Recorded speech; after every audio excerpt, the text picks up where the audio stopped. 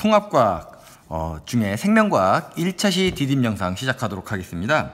1차시는 140쪽부터 시작합니다. 140쪽부터. 다음에 141쪽, 다음에 142쪽, 이제 내용이 나오네요. 그리고 143쪽까지. 여기까지 디딤 영상을 설명하도록 하겠습니다. 여러분들은 선생님이 방금 보여준 이 교과서를 클래스팅에 그림 파일로 선생님이 올려놓을 테니까 이 디딤 영상을 보기 전에 꼭 그림 파일을 꼭 확인하고 교과서를 읽은 다음에 디딤 영상을 시청하기 바랍니다. 자, 제목을 보면 오늘은 생명 시스템이라고 하는 부분인데요. 생명 시스템. 자, 생명 시스템은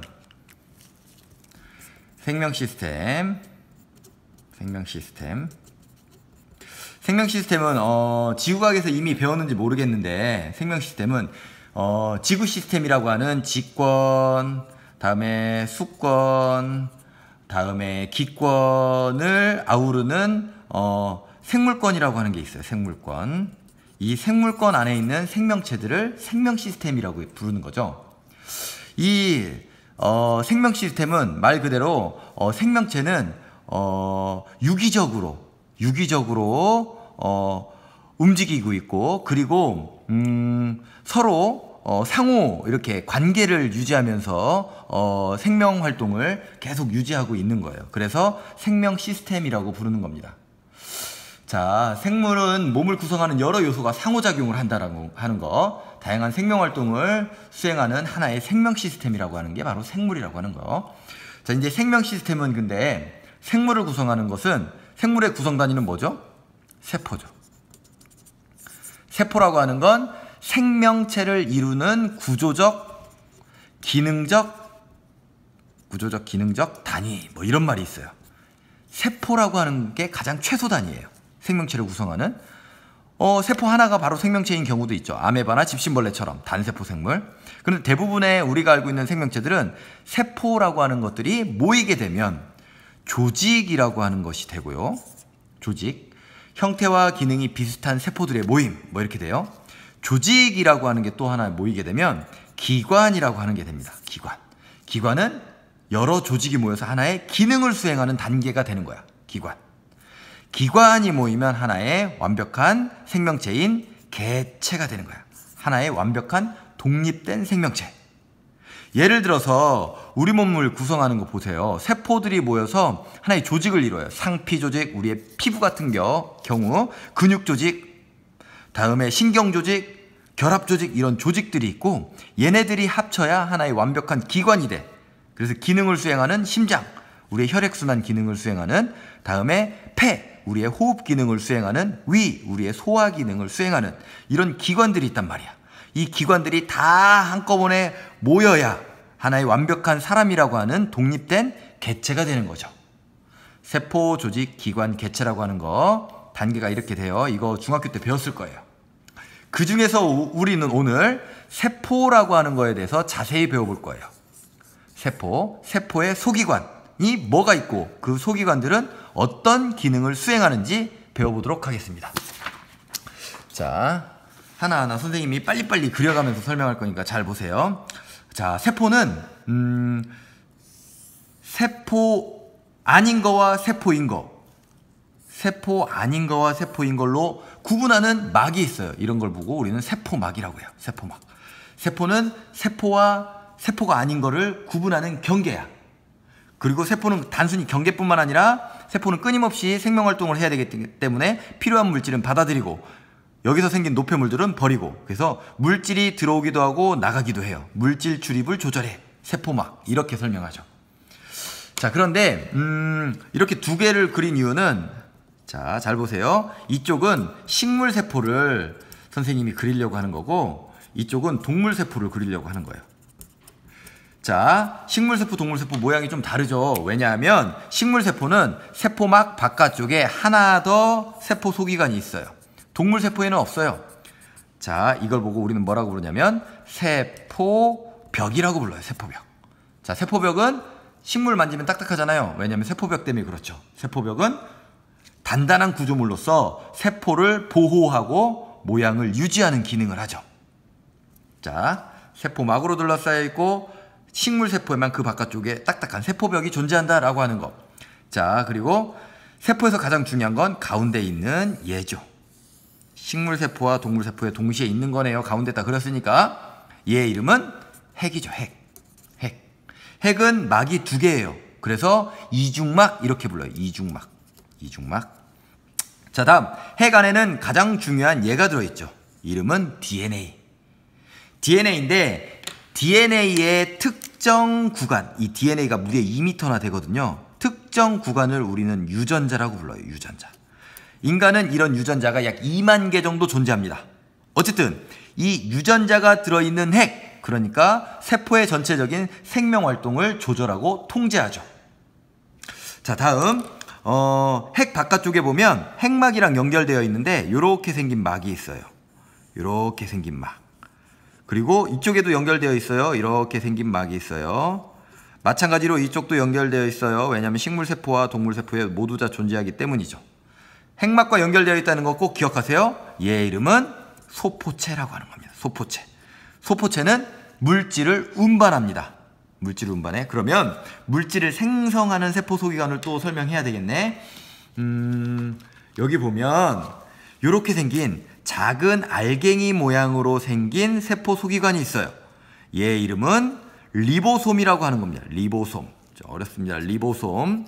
리보솜은 단백질 합성입니다. 단백질 합성. 단백질을 그냥 마음대로 합성하는 게 아니라 이 DNA에 있는 유전자의 명령을 받아서 단백질을 합성하는 거야. 그러니까 이 유전자가 뭐냐에 따라서 만들어지는 단백질은 사람마다 달라요. 예를 들어서 머리카락 유전자가 어떠냐에 따라서 만들어진 머리카락이 반듯한 직모일 수도 있고 곱슬곱슬한 곱슬일 수도 있고 뭐 반쯤 곱슬한 반곱슬일 수도 있는 거죠. 자, 리보솜은 단백질을 합성하는데 유전자의 명령을 받는다고 했습니다. 이거 다음 단원에서 배울 거예요. 자, 단백질은 아미노산이라고 하는 걸로 연결되어 있는, 아미노산이라고 하는 걸로 구성되어 있는데 이 아미노산을 유전자가 지정해 주는 거지, 리보솜에. 아미노산은 총 20종류가 있어요. 20종류. 그 20종류의 아미노산을 지정해 주는 거예요. 예를 들어서 1번 아미노산, 3번 아미노산, 7번 아미노산 순서로 와라. 또는 어떤 유전자는 1번 아미노산, 4번 아미노산, 7번 아미노산 순서로 와라. 그러면 사람의 머리카락이 직모일 수도 있고 반곱슬일 수도 있는 거죠. 어쨌든 리보솜은 단백질 합성. 이렇게 만들어진 단백질은 소포체에서 운반합니다. 운반. 자, 이렇게 운반된 소포체에서 운반된 물질은 소포체랑 비슷하게 생겼어요. 이렇게 생겼어요. 이렇게. 나중에 그림 자세히 확인해 보세요. 이렇게 생겼어요. 이런 골지체라고 하는 걸로 운반됩니다. 골지체. 소포체에서 만들어진 리보솜에서 만들어진 단백질은 소포체가 이동시킵니다. 골지체로. 그럼 골지체에서는 이 물질을 가지고 있다가 얘를 포장해서 밖으로 분비합니다. 골지체는 포장, 분비 이렇게 쓰면 되겠습니다. 교과서에 자세히 있으니까 한번 읽어보세요. 자, 다음에 식물세포에만 있는 독특한 기관이에요. 이렇게 막이 이중막이에요. 얘도. 그리고 이렇게 생겼어요. 초록색이에요. 초록색으로 그린 이유가 있죠. 얘 이름은 엽록체. 엽록체는 뭐 하는 기능을 하죠? 광합성하죠. 광합성. 식물세포에만 있어요. 그래서 동물은 광합성 못하는 거죠. 자, 다음 엽록체랑 항상 비교되는데 식물세포에도 있고 동물세포에도 있어요. 요렇게 생겼어요. 요렇게 생겼어요. 역시 두 개의 막을 그린 거 보니까 이중막이야. 얘 이름은 미토콘드리아. 근데 미토콘드리아는 동물세포에만 있는 게 아니라 식물세포에도 존재합니다. 자, 식물세포에도 존재한다는 거. 미토콘드리아. 자, 미토콘드리아는 무슨 역할을 하냐면 우리 몸에서 에너지를 생성합니다. 에너지 생성. 자, 기억해 두세요.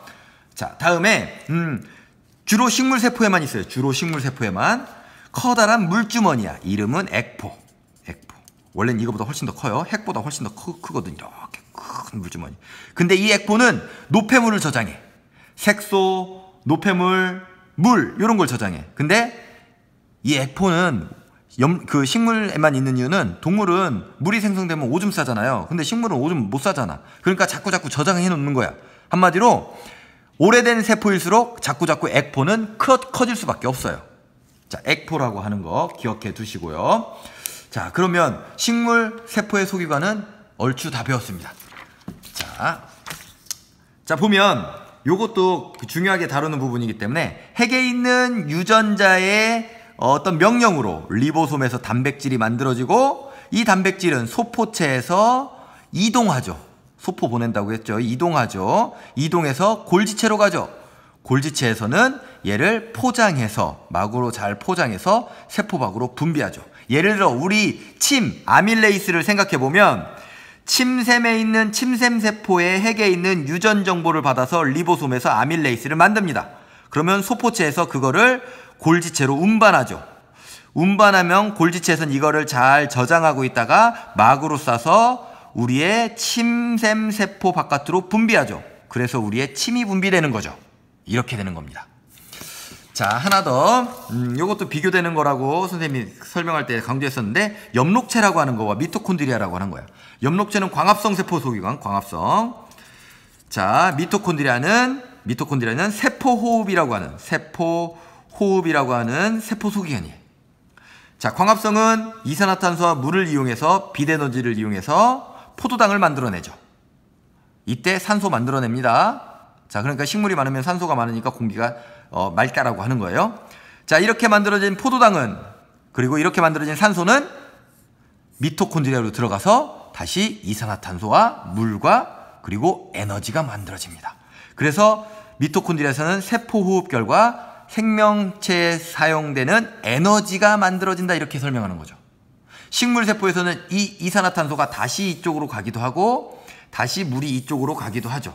하지만 동물세포는 그럴 수 없으니까 이산화탄소를 호흡으로 버리고 물을 오줌으로 버리게 되는 거죠. 이렇게 되는 겁니다.